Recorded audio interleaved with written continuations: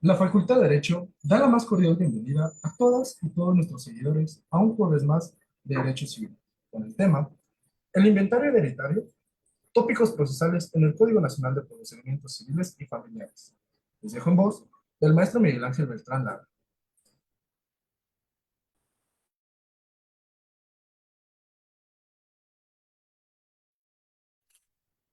Migue, buenas tardes, ¿cómo estamos? Pues aquí estamos con el video censurado por parte de nuestro querido alumno, entonces una vez que me levante la restricción, Ah, listo. Este, pues muy bien, buenos días, buenas tardes, y muy contento porque hoy estamos con un queridísimo amigo y maestro de la facultad, el doctor Edgar Miranda Carreón, que nos va a hablar de un tema además muy interesante que tiene que ver con el inventario de los bienes que se formulan cuando se tramita una sucesión, esto a la luz del Código Nacional de Procedimientos Civiles y Familiares. Entonces, bienvenido, Edgar. Saludo con muchísimo gusto, desde luego, a Yadira Huerta, a nuestra querida amiga Amada del Carmen Gaitana Redondo. Y Amada, adelante, por favor. Aquí escucharemos a Edgar. Bienvenido a tu colegio, Edgar. Muchas gracias por tu participación. Muchas gracias, presidente. Buen día. Buen día. Muchísimas gracias a todos los que nos siguen en estos ya tradicionales, como dice nuestro presidente, jueves de Derecho Civil. Agradecemos desde luego a las autoridades del plantel la posibilidad que nos dan a nuestra querida directora, la doctora Sonia Venegas Álvarez, y desde luego a nuestra queridísima maestra Sara Mispalma, que siempre nos está apoyando en estos jueves de Derecho Civil, a Lorena Redondo. Jerónimo, muchas gracias de estar con nosotros. Y el día de hoy, con un gran tema a cargo de un querido maestro de nuestra Facultad de Derecho. Y vamos a presentar también, por supuesto, a su alumno, Jesús Andrés Quirós García, quien está con nosotros el día de hoy. Maestra Yadira, ¿qué le parece esto? Que No, bueno, estemos es una, trabajando con alumnos. una belleza. La realidad es que, bueno, antes que nada, buenas tardes a todos, a todas, a todes. Me da mucho gusto ver al maestro Miguel Ángel Beltrán Lara, presidente del Colegio de Profesores en Derecho Civil, por supuesto, la maestra Amada del Carmen Gaitán, que te mando un besote. Yo no sé ustedes, pero yo tengo un frío espantoso que ahorita, en cuanto empiece el maestro, el doctor Edgar, a explicarnos, obviamente voy a estar interrumpiéndolo, maestro, de antemano le comento, porque tanto Amada como este invitadazo también, Jesús Andrés Quirós. Quítate lo acartonado, Jesús Andrés, te veo muy serio.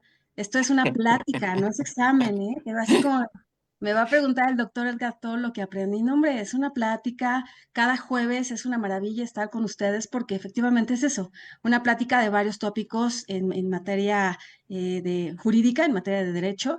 Nuestro colegio es civil, familiar, por supuesto, sucesiones, pero pues todas aquellas otras materias, ¿verdad, maestra Amada?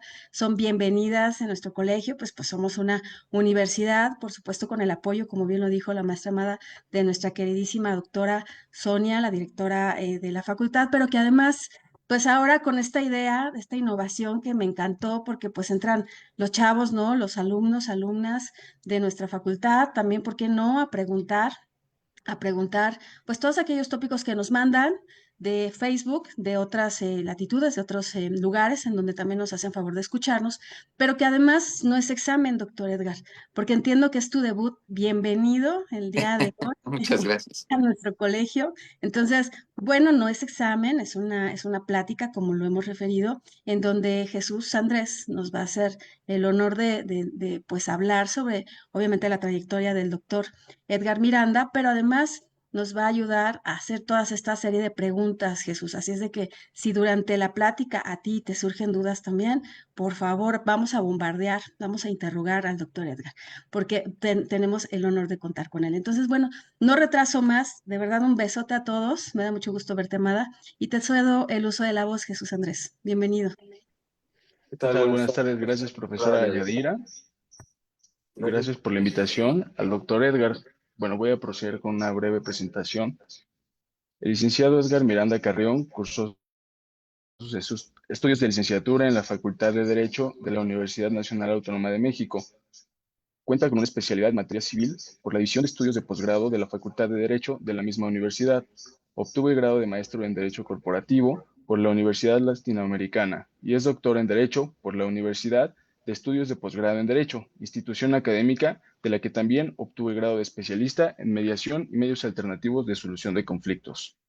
Ha cursado y sido ponente en diversos diplomados y cursos, principalmente en la rama de su práctica, siendo esta el derecho notarial, en la que ha ceñido su preparación al abrigo del Colegio de Notarios de la Ciudad de México. Actualmente es catedrático de la Facultad de Derecho de la Universidad Nacional Autónoma de México, en su división de estudios profesionales a nivel licenciatura, así como de la Universidad del Pedregal en sus niveles de licenciatura y posgrado. Se ha desempeñado en distintos rubros, tanto en la administración pública como en el sector privado.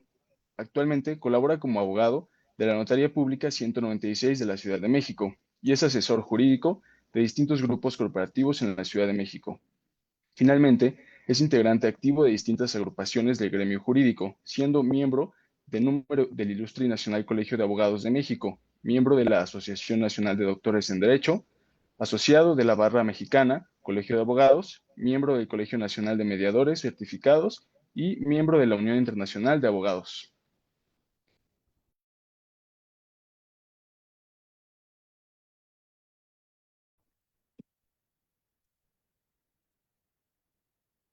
Muchas gracias, Andrés, primero que nada. Presidente, estoy totalmente agradecido con la bienvenida al colegio.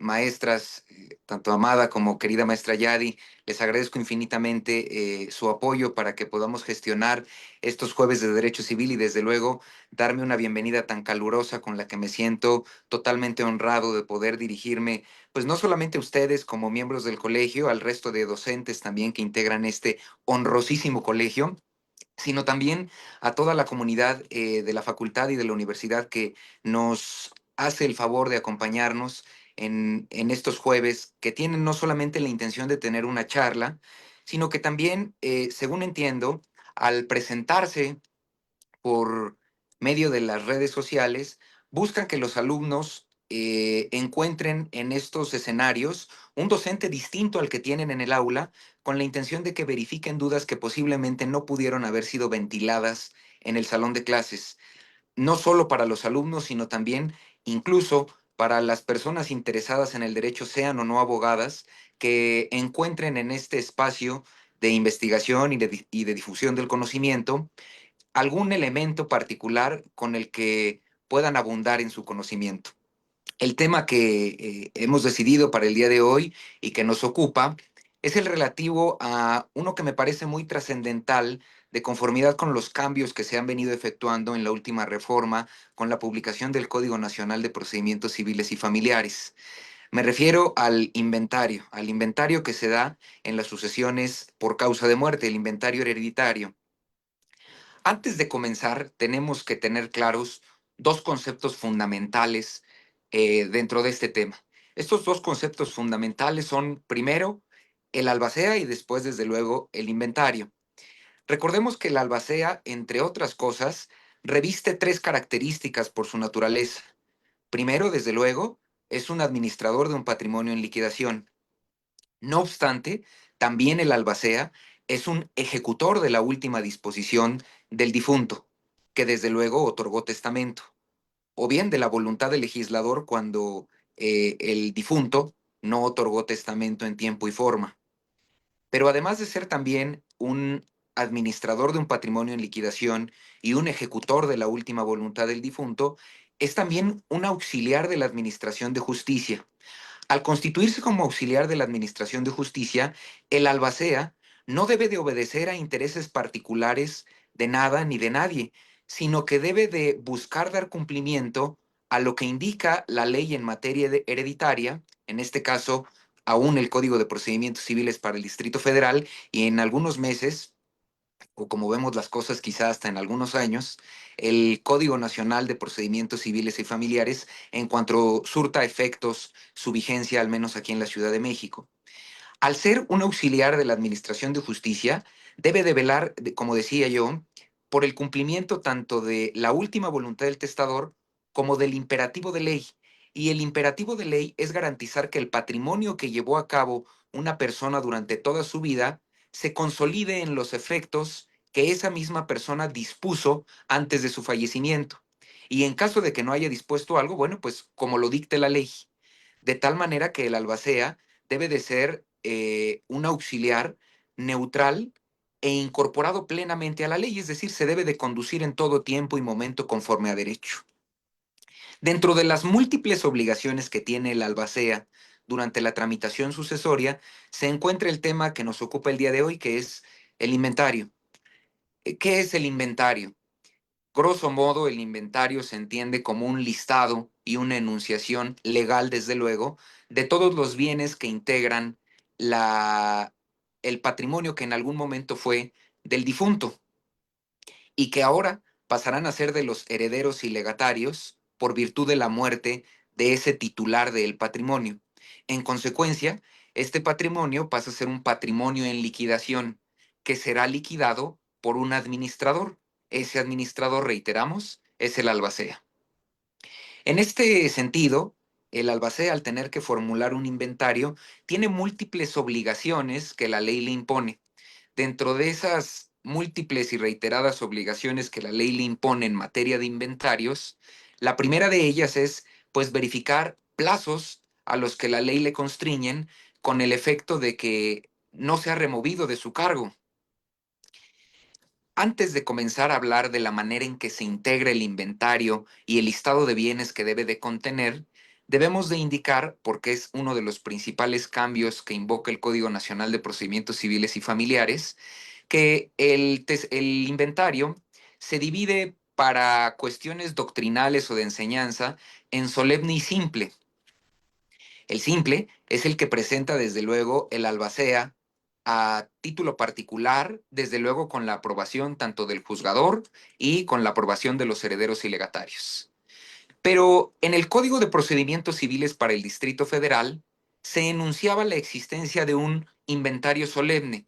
Ese inventario solemne, de conformidad con la legislación que nos rige aún al día de hoy, tenía que tener dos prerequisitos procesales.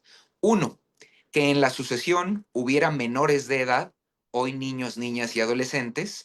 O dos, que en la sucesión estuviera incorporado el Sistema para el Desarrollo Integral de la Familia, el DIF. Ese es uno de los cambios trascendentales en la materia sucesoria al día de hoy. ¿Por qué? Porque el inventario deberá ser solemne en lo sucesivo y practicarse ya no solamente ante el juez, sino que podrá ser, en caso de que no haya un juez familiar cercano, podrá ser ante un notario o bien podrá ser ante un personal secretario judicial de algún juzgado o bien el alcalde o alcaldesa de la población en la que nos encontremos, de forma tal que se amplíe el espectro de sujetos que pueden llevar a cabo la solemnidad de este inventario. Pero también se amplía el listado de circunstancias en las cuales el inventario tuviera que actualizarse como solemne, de tal manera que ya no solo será si hay niños, niñas o adolescentes o está la existencia del DIF en la sucesión, sino que también ya será un inventario solemne en el caso en el que nos encontremos en presencia de personas con discapacidad, por ejemplo, en presencia de herencia en favor de la beneficencia pública, en presencia de instituciones educativas, o bien cuando en su defecto exista algún interés en la sucesión que señale la legislación sustantiva. Lo más interesante en este caso, como se pueden dar cuenta, si bien podemos ver algún interés social que reviste tanto a los niños, niñas y adolescentes, a la beneficencia pública y el desarrollo integral para la familia, es que se incorporan también las instituciones educativas, de modo tal que si en lo sucesivo, por ejemplo, alguien determinara dejar como heredero o legatario a la Universidad Nacional Autónoma de México o a cualquiera de sus entidades, por disposición del Código Nacional de Procedimientos Civiles y Familiares, el inventario tendría que ser solemne y por lo tanto tendría que ser, como dije, efectuado por notario, juez, persona judicial secretaria o bien por el alcalde o alcaldesa del lugar en el que nos encontremos.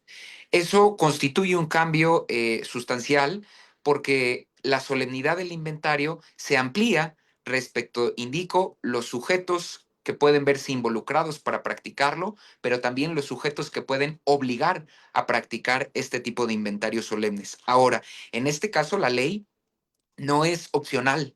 no deja al arbitrio de las partes si debe o no ser solemne. La realidad es que el Código Nacional indica que en lo sucesivo estos inventarios deberán hacerse de forma solemne ante estos sujetos. Por lo tanto, pues no hay vuelta de hoja y tendremos que llevarlos bajo ese mecanismo. Por fortuna, el legislador no olvida que pese a que las sucesiones eminentemente deben de tramitarse por vía judicial, da la opción desde luego a que el inventario solemne pueda ser tramitado sin ningún conflicto ante notario público, lo cual hace que el procedimiento continúe siendo igual de sencillo que hasta el día de hoy, y lo único que sí tendrá que ser es que el notario será quien practique este tipo de inventarios, no así el albacea, como lo hacemos reiteradamente en las notarías. No sé si hasta aquí hay algún comentario, maestras.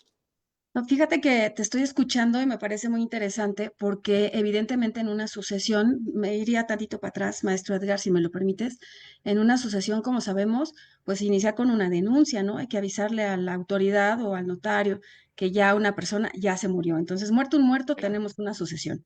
Y luego lo que tú estás señalando me parece bien importante porque el inventario muchas personas como que no le dan precisamente esa importancia que tú ahorita estás resaltando, es decir, en el inventario vamos a poner también los bienes como los males, ¿no, maestro? Es decir, deudas, pero también créditos, pero también todo lo que haya dejado el muerto para saber después cómo se lo van a repartir previo el pago de todas esas deudas. Entonces, recalco esto porque, insisto, como que en la práctica, maestro, pues sí, el inventario lo hacemos como Dios nos dio a entender, ¿no? Y además tenemos reglas que están tanto en el CPC de la Ciudad de México, como bien lo está señalando, creo que por ahí del 700 y cacho, 739 del Código Nacional, está precisamente la nueva formación, ¿no? Del inventario actual. Entonces, nada más, digo, te estoy escuchando y hay cosas bien interesantes que, pues, es tu exposición, no te voy a estar interrumpiendo, evidentemente, pero me parece muy adecuado lo que estás diciendo, porque además no se ha hecho esa distinción en doctrina, como tú lo estás recalcando, entre inventario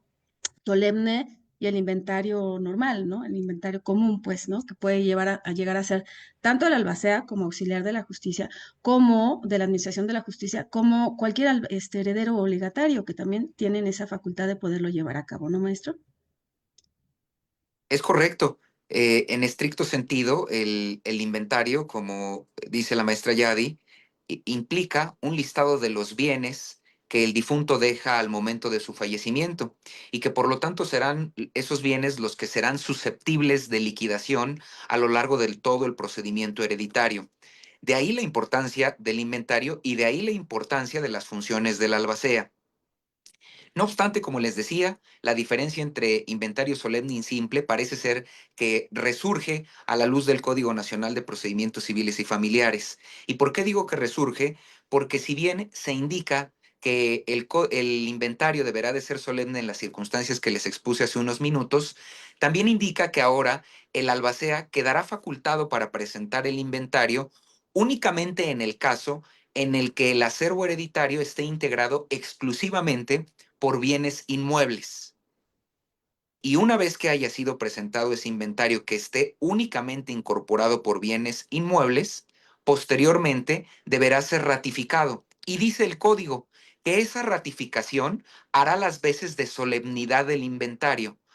¿Qué nos deja como impresión el nuevo código? Que el legislador indica que todos los inventarios entonces están fortalecidos con una solemnidad. ¿Y por qué están fortalecidos con una solemnidad? Porque como todos sabemos, y quienes no lo sepan en este momento lo van a saber, las sucesiones y las resoluciones que se dictan durante las tramitaciones sucesorias no causan estado, permanecen siempre pendientes o expectativas de que en algún momento pudiera llegar a darse una persona con algún mejor derecho o que no hubiera sido notificada en términos de ley y que por lo tanto tiene derecho a que por la vía judicial se le reconozcan sus derechos ante un juzgador. De tal manera que todas las resoluciones en materia judicial resultarían contrarias al principio constitucional que establece el artículo 14 constitucional, que nos da derecho a formalidades esenciales en el procedimiento y a una oportunidad de defensa y al otorgamiento de un término razonable para ofrecer y recibir pruebas. Esto hace que todas las resoluciones, reitero, en materia sucesoria no causen estado. y que por lo tanto el inventario requiera de una solemnidad no solamente del notario o del juez o del alcalde o de la persona secretaria, sino también del albacea o del heredero cuando ellos lo practiquen. ¿Por qué? Porque implica una declaración o una manifestación bajo protesta de decir verdad, en la que habrán de manifestar que el cúmulo de bienes que están exhibiendo ante el juzgador o ante el notario o ante la persona secretaria o la alcaldesa, pues es la totalidad de los bienes del difunto y que no estamos olvidando u olvidando voluntariamente algún bien con la intención o de dilapidar la masa hereditaria o bien de causar un perjuicio a cualquier tercero. Eso hace entonces que, como les decía, el albacea tenga la posibilidad de formular el inventario, pero una vez que lo formula, si es que únicamente se incorporan en él bienes inmuebles, perdón, tenga que ratificarlo ante el juzgador y dice el nuevo Código Nacional, ese contenido del inventario ya ratificado lo podrá efectuar, hará las veces de solemnidad. A ver, ¿hay alguna duda por ahí? Sí, sí, Sí, sí, doctor. adelante, Jesús. Yo tengo unas preguntas en relación al inventario. ¿Cuál es la diferencia entre los inventarios que presenta ante el juez, ante el notario y ante cualquier otra autoridad? Y Jesús, la otra sería, perdón, mande. perdón, un favor, debes de tener por ahí otro dispositivo. Apaga uno porque se escucha eco, porfa. Creo que ya. A ver, a ver, formula tu Las pregunta. vuelvo a hacer, ¿vale? Todavía se Eh, escucha, ¿eh? Quizá a ver, déjame alejar un poco. otro celular. Se oye. O soy yo, maestro Edgar, sí se oye, ¿no? Como eco. Sí, se escucha un poquito, ¿verdad? El eco. Sí, entonces no te escuchas bien, Jesús, y el chiste es que te escuches bien. A ver, ya me escucho un poco mejor. Bueno, pero voy respondiendo la primera de ellas en tanto Sí. él soluciona este conflicto que tiene. Eh, ¿Cuál es la diferencia entre los inventarios que se presentan ante un juez o un notario o bien la persona secretaria de un juzgado o una alcaldesa o alcalde? La realidad es que la diferencia es justo esta solemnidad o no. Pero en términos prácticos, el albacea, por ejemplo, tratándose de la tramitación sucesoria extrajudicial, que es la que se tramita ante notarios públicos, presenta un documento que es elaborado regularmente por la propia notaría, pero que en realidad es suscrito por el albacea, en el cual se incorpora la totalidad de los bienes. ¿Cuál es la diferencia? Que en este caso, los inventarios solemnes a los que yo me referí son formulados directamente por la persona juzgadora o por el notario o por la persona secretaria. No es el albacea quien hace el listado minucioso de los bienes. Son estas personas investidas de fe pública quienes se encargan de la tramitación del inventario, a diferencia del inventario simple, como dijo la maestra Yadi, que ese está formulado por el albacea o los herederos por disposición y autorización de ley. Esa sería la diferencia radical de estos dos tipos de inventarios.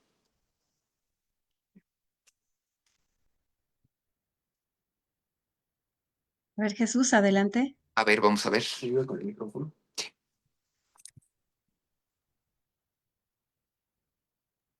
Sí, y mi otra pregunta es respecto a la mención que hizo de una persona que pudiera tener un mejor derecho o un derecho que no se consideró durante el proceso.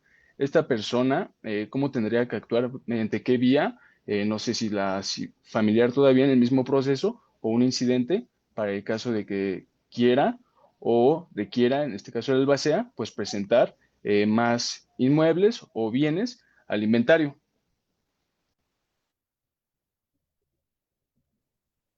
La realidad es que ese es uno de los cambios sustantivos y procesales más importantes y que en la práctica reiteradamente lo encontramos en la tramitación sucesoria, principalmente en materia judicial. Comenzaré por explicar que efectivamente, ¿qué sucede cuando se olvidó algún bien y alguien tiene un interés para que ese bien olvidado o ese crédito olvidado formen parte del inventario que aparentemente ya estaba aprobado y que incluso ya pudieron haberse suscitado el resto de las etapas del juicio sucesorio y ya tengamos hasta una sentencia de adjudicación que beneficie a algún heredero y probablemente hasta una escritura en la que se adjudicaron bienes? ¿Qué puedo hacer yo que tenía un interés respecto de un bien que no fue incorporado o un derecho que no fue incorporado? Pues muy sencillo.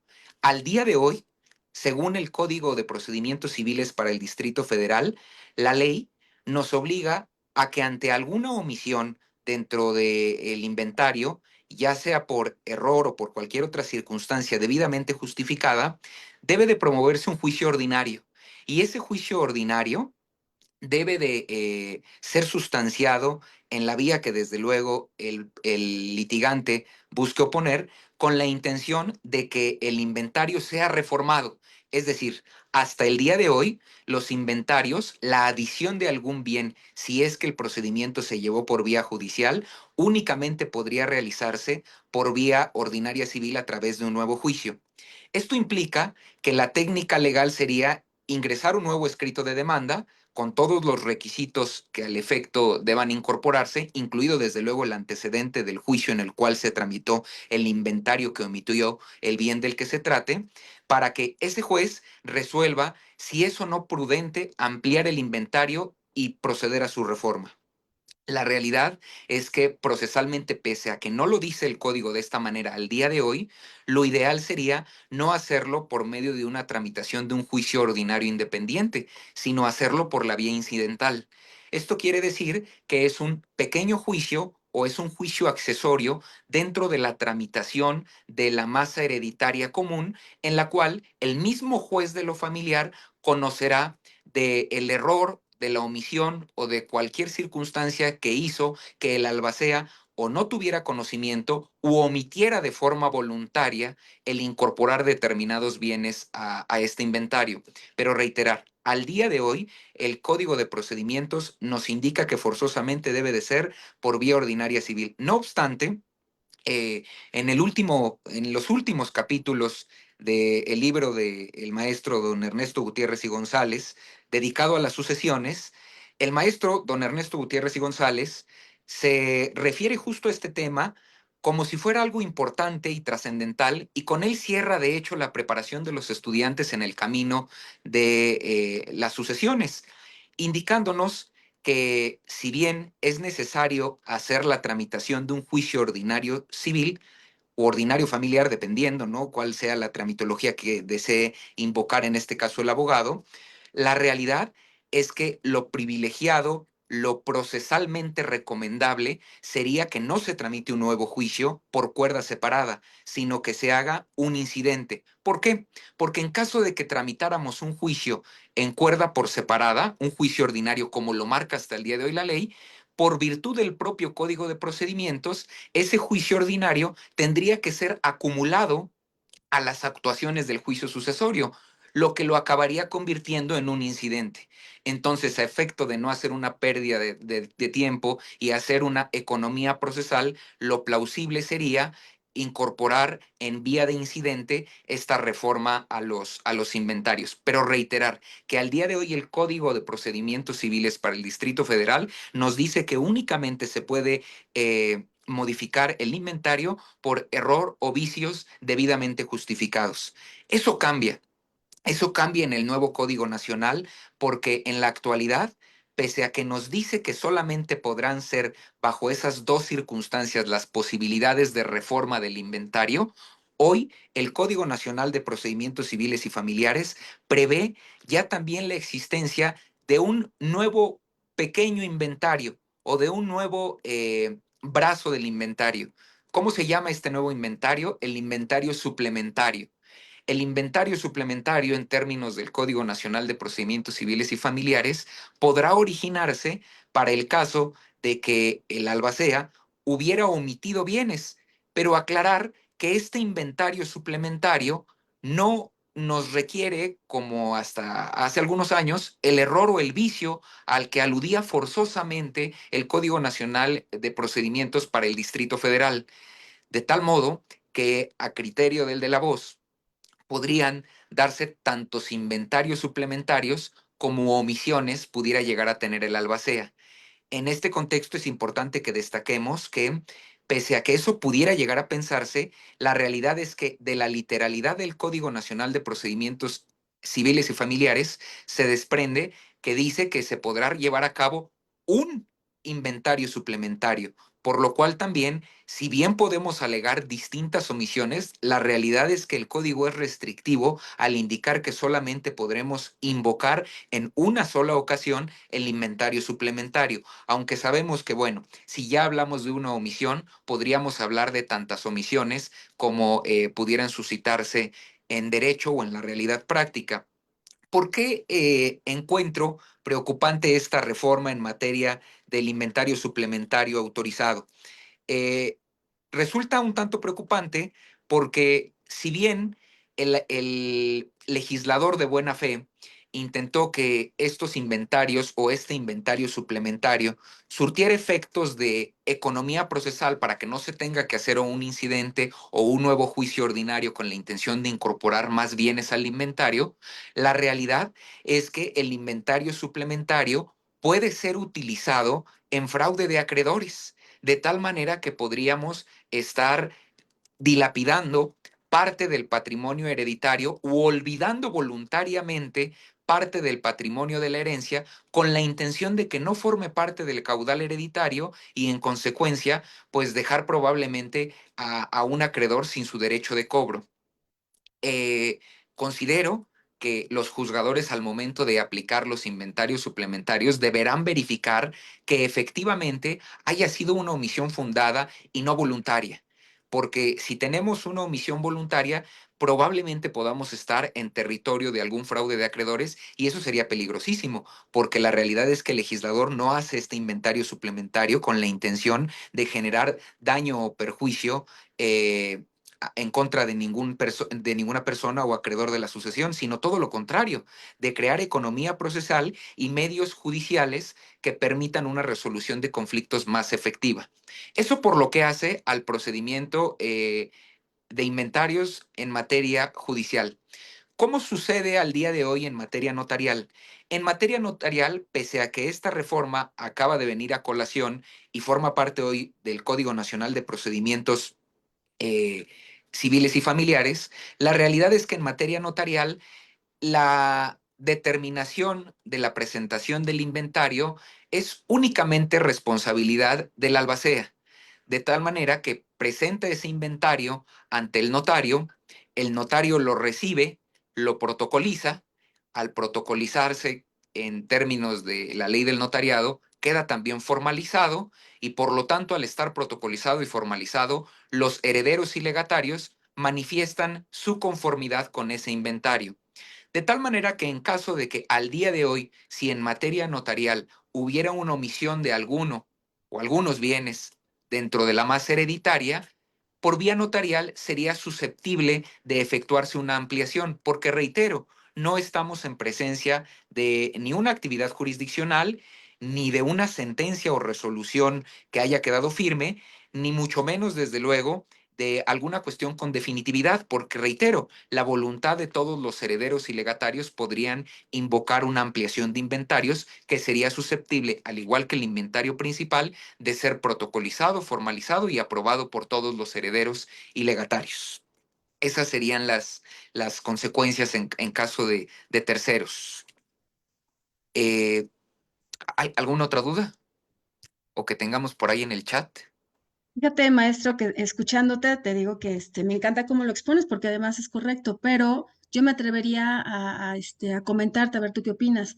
Estás hablando del inventario simple, del inventario solemne, y a lo mejor por excepción, ahorita que lo estás mencionando, podríamos hablar de un inventario complementario o suplementario, que es precisamente el regulado en el 1791 del Código Civil, y que yo escucho que tú refieres, pues, dos vías, ¿no? Básicamente, ¿no? La incidental para poderlo hacer del conocimiento de la autoridad o la vía ordinaria civil. Y también escuchaba, por eso meto mi cuchara, maestro Edgar, que hablabas tú del maestro Ernesto Gutiérrez y González. Yo recuerdo que en sus clases, porque además cada que puedo, pues lo digo, ¿no? Yo estuve con él 6 semestres tomando sus clases y otros 2 de oyente. Entonces, pues sí siempre estuve ahí como que viendo, escuchando, preguntándole, y él decía en relación a este inventario complementario perdón, suplementario, que no era necesario iniciar nuevo procedimiento ni incidental ni ordinario, sino bastaba con un mero escrito para complementar el ya presentado. Entonces, a mí me parece como muy lógico, no, la verdad es que en la práctica no lo he tenido, porque pues hacen, yo supongo que o hacen bien su chamba o ya no quieren moverle alimentario, ¿no? Pero lo cierto es que sí se puede hacer con un mero escrito, exactamente haciendo el conocimiento de la autoridad que hay, más bienes obviamente que surgieron, ¿no? Entonces, abonando a lo que estás comentando, que de ninguna manera es incoherente con lo que dices, pues me parece que tendríamos nosotros también por economía, por el principio de economía procesal, concentración, ¿verdad? Y además de contradicción, porque pues las partes, pues a quién no le va a gustar que venga otro bien para dividirse, ¿verdad? Obviamente, pues va a estar más mejor, ¿no?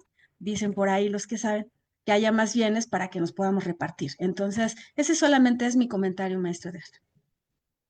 Sí, desde luego que es totalmente viable que por economía procesal sustanciemos la suplementación del inventario por vía de un solo escrito. El gran detalle que hoy el juzgador familiar puede ser un juzgador de estricto derecho. Y si es de estricto derecho, se apegará entonces a lo que indica el artículo 829 del Código de Procedimientos Civiles para el Distrito Federal, que dice que el inventario aprobado no podrá reformarse si no es por juicio ordinario civil. Perdón, por juicio ordinario. Entonces, pues ahí no hay vuelta de hoja. Si el juzgador busca denegarnos el escrito por medio del cual pedimos la ampliación del inventario, tiene estricto derecho para poder fundarnos y motivarnos la negativa y, pues en sentido estricto, no tendríamos más que hacer más que llevar el juicio ordinario. Oye, maestro, pero sin, obviamente sin tratar de refutar lo que dices, ¿eh? Estamos en la misma línea, pero sí te diría, tú eres también experto en mecanismos alternos. Entonces me Claro, iría yo al artículo 3 del Código Nacional, pues hay que preponderar, ¿verdad? Dice el artículo tercero, ponderará la forma sobre el fondo. Entonces, pues si todos están de acuerdo, pues ¿por qué le estamos dando tanto brinco estando el suelo tan parejo, ¿no? es correcto. Yo estoy totalmente de acuerdo en que el juzgado y desde luego también la notaría, son los centros de alquimia jurídica, ¿no? Es donde debemos de ir más allá del contenido de la ley y llegar a la resolución del conflicto. Desde luego que para mí resulta mucho más favorable el resolver un litigio en el cual tenemos que ampliar el inventario por vía de una mera promoción con aprobación de todos los inventarios, o perdón, con aprobación de todos los herederos o con vista a todos los herederos, que abrir un nuevo juicio, lo cual implicaría una carga procesal para el tribunal y además un decremento patrimonial a los herederos y legatarios. No obstante, pensemos ahora, porque estamos pensando de buena fe, pensemos de mala fe que había una deuda y con la intención de no pagarla, los herederos ocultan el bien de mayor valor respecto de la herencia, ¿no? Respecto del inventario. ¿Por qué? Porque se encontraba en otra entidad o en otro país o de cualquier otra manera. De hecho, el maestro Gutiérrez y González indica eso, que los bienes que a él se le ocurren en un ejemplo que pudieran ser materia de una ampliación se encuentran en el extranjero y por lo tanto la viuda eh, cónyuge supérstite del difunto, no tiene ni siquiera conocimiento de que su esposo tenía bienes en Nueva Orleans. Y de esa manera, al no tener conocimiento que tenía bienes en Nueva Orleans, pues no sabía de su existencia y por lo tanto no los cobraba. Ahí opera la buena fe y sería muy sencillo acreditar una ampliación por vía de un escrito. Pero ¿qué sucede si la esposa sabía que su difunto marido estaba repleto de deudas en la nación mexicana y por lo tanto lo que hace es no manifestar la existencia de bienes, ya sea en los Estados Unidos o en Holanda o donde sea, con la intención de que los acreedores no tengan materia para poder hacer efectivos estos cobros de sus créditos? En ese caso es cuando resulta trascendental la voluntad del legislador como estaba la legislación anterior, que era necesario efectuar un juicio ordinario. ¿Con qué intención? Para que el juzgador verificara de forma escrupulosa los motivos por los cuales se habían omitido bienes. Hoy pareciera que el legislador es mucho más laxo y dice, bueno, si hay una omisión de cualquier naturaleza, que se haga una suplementación del código y se acabó. A mí me parece que es bastante económico procesalmente hablando, pero también bastante peligroso hablando de fraude procesal o fraude de terceros en materia hereditaria, que se da todos los días en el tribunal, ¿no? Desafortunadamente. Ese es el punto principal. Sí, bueno, que ya lo tendrá que hacer valer, como bien dices tú, ¿no? Las partes interesadas. En el caso que tú pones, que me parece, pues puede ser recurrente, no en México, ¿no? En otros países.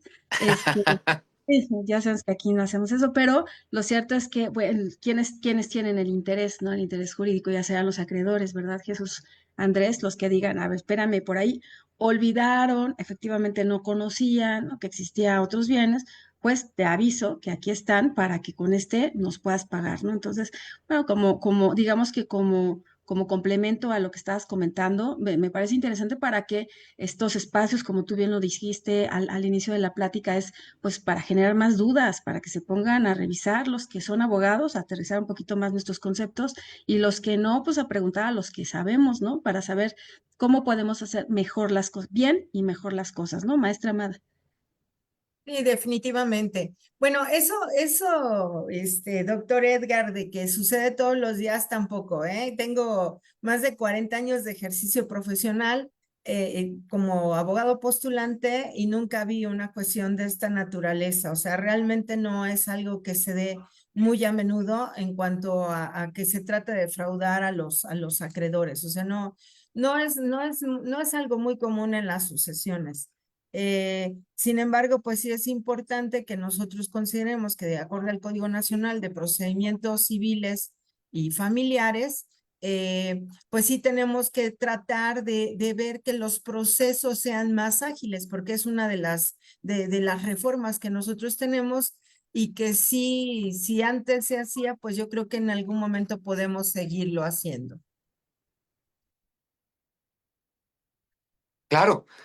No, y estoy totalmente de acuerdo con usted que quizá no se generan estructuras en las cuales se busque defraudar directamente a los herederos.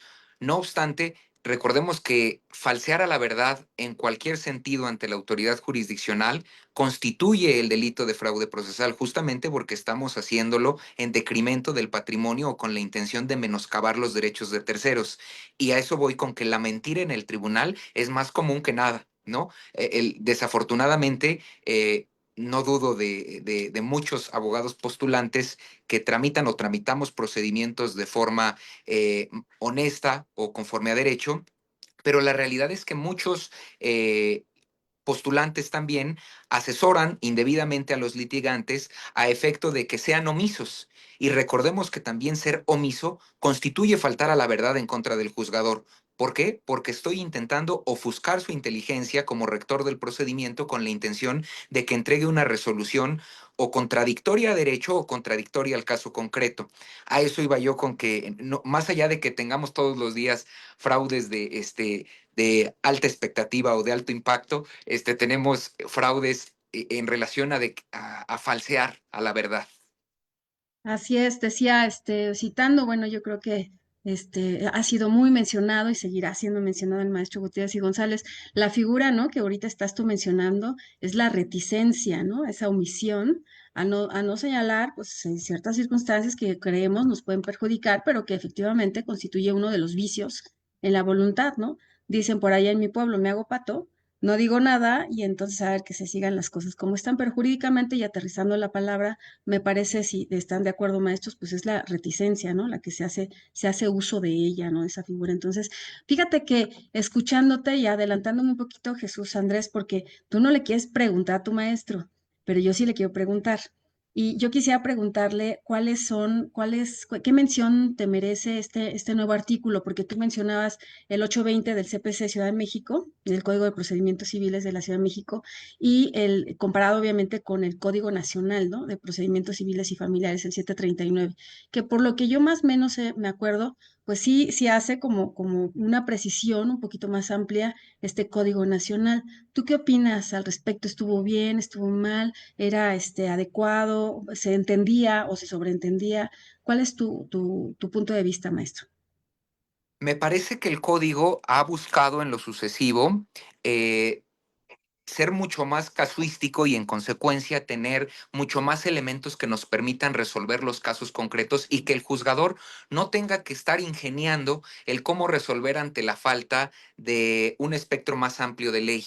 me parece que no solo en ese sentido que tú indicas, maestra, sino en muchos otros, el nuevo código acarrea novedosos cambios que por economía procesal y que con la intención de que el juzgador tenga mayores elementos para concluir de forma más efectiva y expedita el procedimiento, lo pueda llevar a cabo de ese modo.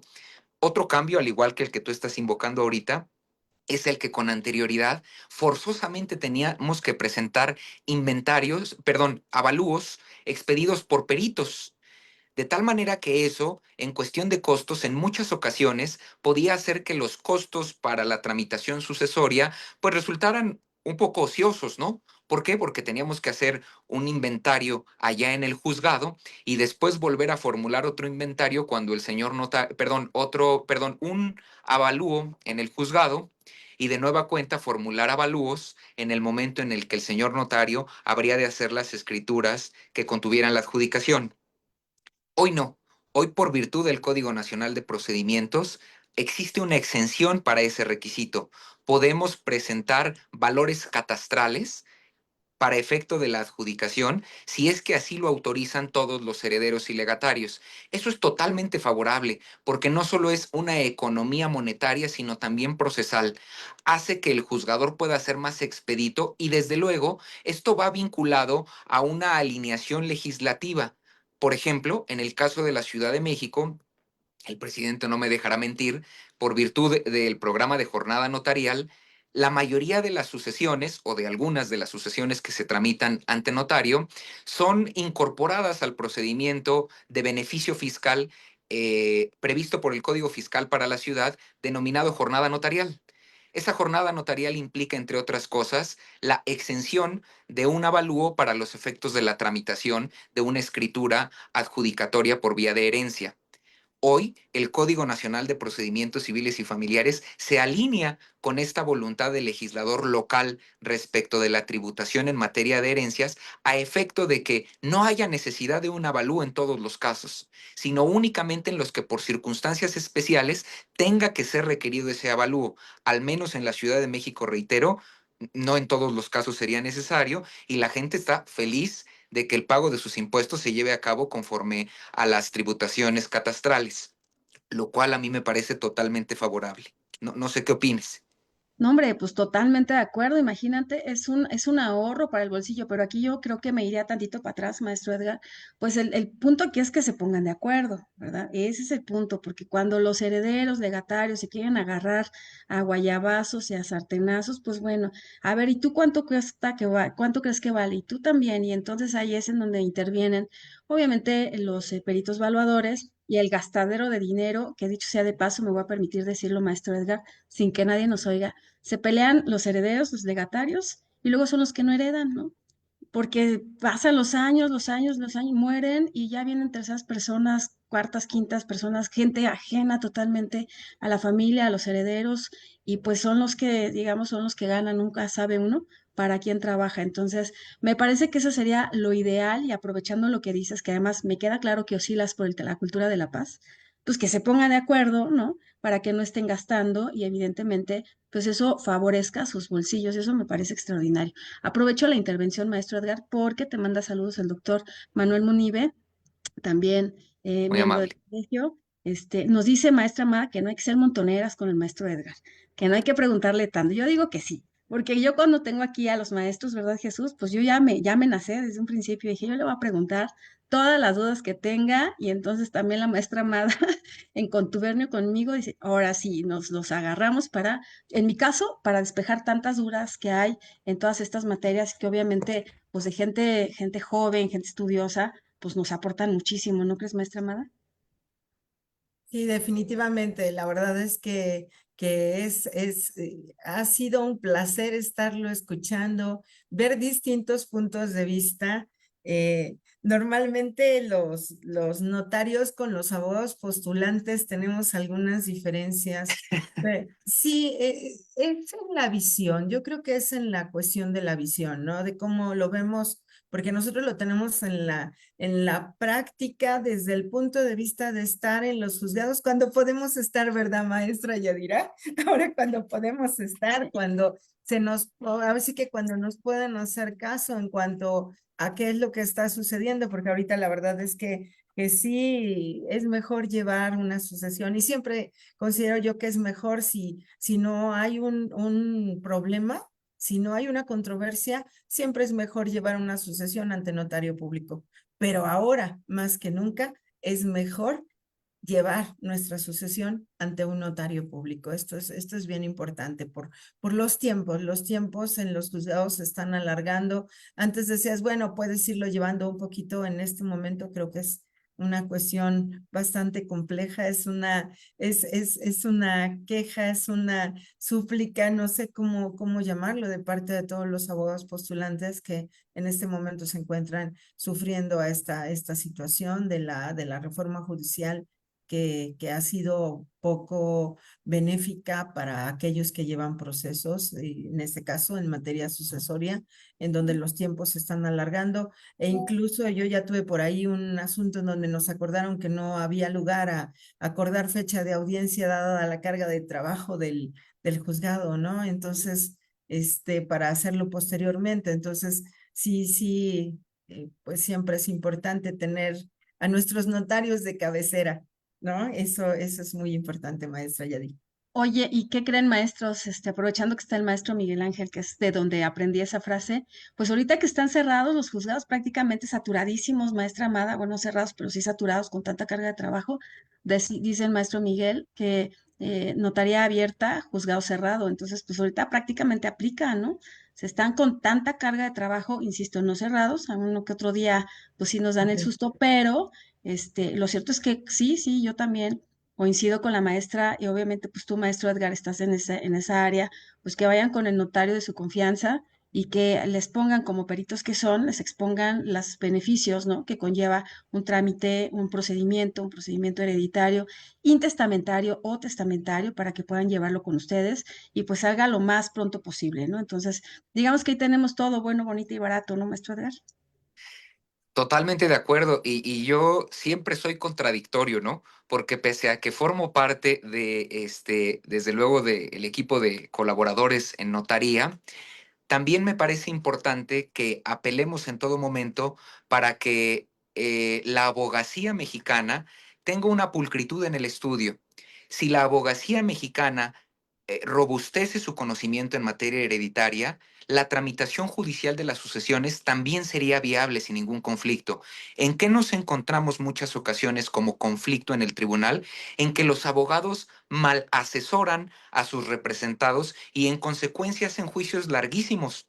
No porque hay un sustento de derecho, sino porque hay unas series de razonamientos ilógicos que el abogado les ha hecho creer a sus prestatarios con la intención de prolongar el juicio o de incorporar incidentes en ocasiones que ni siquiera tienen sustancia. Considero que en muchas ocasiones el ejercicio de la abogacía pulcra y colegiada es lo que puede llevar a cabo que el tribunal no solamente depure procedimientos ociosos, sino que también se llene de verdadera técnica jurídica.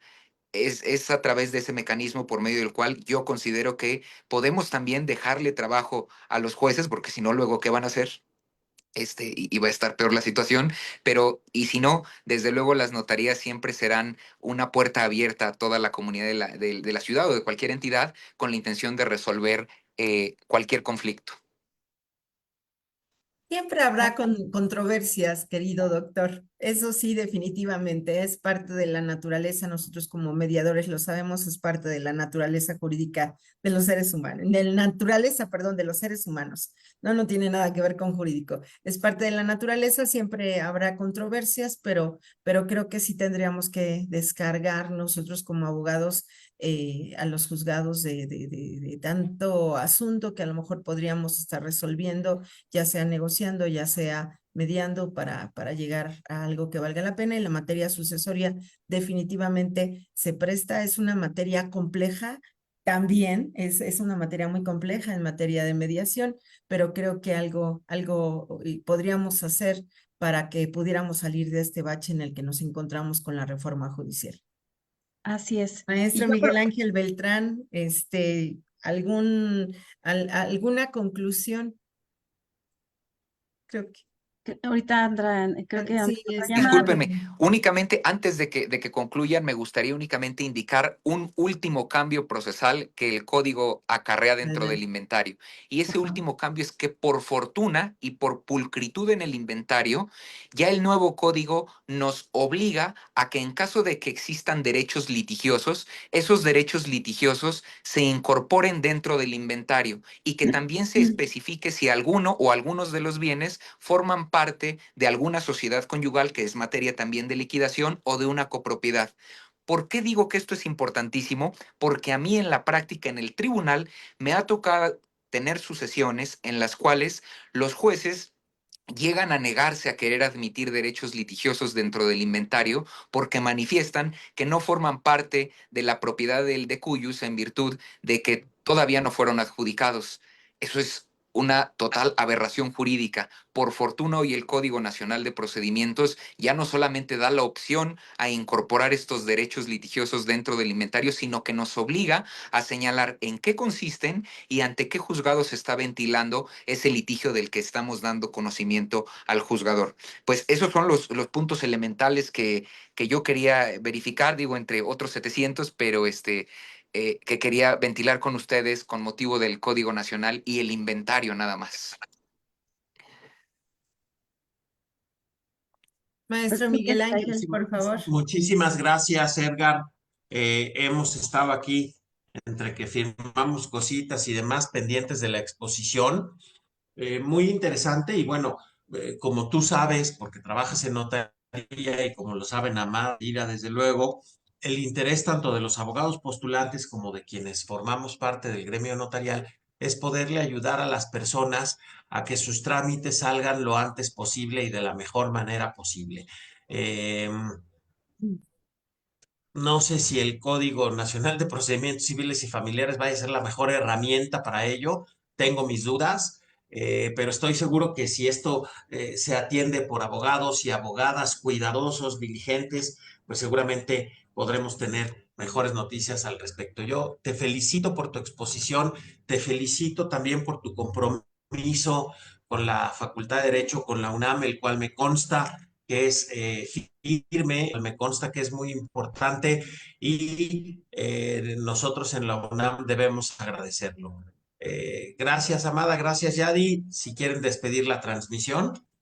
Sí, yo también quisiera felicitarme, maestro Miguel, por estar formando parte de este grupo y escuchar a personas tan dedicadas como lo acabas de decir. La realidad es que me quedo con un excelente sabor de boca de la exposición del doctor Edgar, porque fue muy técnico y a lo mejor voy a pecar de quisquillosa, pero en nuestra materia hay que ser técnicos, tanto Así en es. materia civil como en materia familiar, muy técnicos. No estamos hablando de cualquier cosa, estamos hablando del patrimonio de las personas o de las personas en sí mismas. Entonces, me encantó cómo lo expusiste. Te conmino, Jesús Andrés, a que sigas los pasos de tu maestro y ojalá que nos puedas tocar en algún momento, ¿verdad? Como alumno, para echarte a perder y corras con el doctor Edgar y le digas, a ver, la maestra Yadira dijo esto, sí, cierto, no es cierto, ¿no? Porque de ahí surgen los mejores abogados, siempre ver, ser eclécticos, ¿no? Conocer los puntos de vista de todos los maestros y nutrirse constantemente. Entonces, pues yo les doy las gracias y les mando un saludo y nos vemos el próximo jueves, jueves Dios mediante. Pues nos vemos A- el próximo jueves en otro jueves más de Derecho Civil. El día de hoy por la noche, recuerden que nos vemos en contrafirma con el maestro Vicente Solís Arana y con nuestra querida maestra Alejandra. Cuídense mucho. Agradecido infinitamente, queridos maestros. Muchas gracias también a la facultad y a la universidad por este privilegio. Que estén muy bien.